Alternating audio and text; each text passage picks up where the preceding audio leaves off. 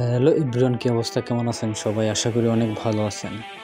আজকে চলে আসলাম ফুটবল খেলা দেখতে বীরশ্রেষ্ঠ শহীদ সিপাহী Mostafa Kamal stadium.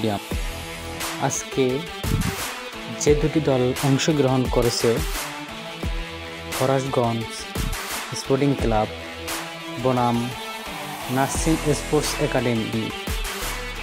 Farashganj sporting club 0 গোল, নার্সিং স্পোর্টস একাডেমি 11 গোল দিয়ে জয়লাভ করেছে। খুবই ভালো খেলা হয়েছে।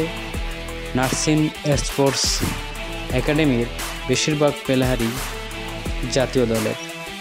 আমার জানা মতে বীরশ্রেষ্ঠ শহীদ সিপাহী মোস্তফা কামাল স্টেডিয়াম বাংলাদেশের রাজধানী শহর ঢাকার কমলাপুর অবস্থিত। এটি একটি ফুটবল স্টেডিয়াম এবং বাংলাদেশ জাতীয় ফুটবল দল ও বাংলাদেশ মহিলা ফুটবল দলের হোম গ্রাউন্ড। এটি ঢাকা লীগ ও বাংলাদেশ চ্যাম্পিয়নশিপ লিগের প্রধান খেলার মাঠগুলোর মধ্যে একটি।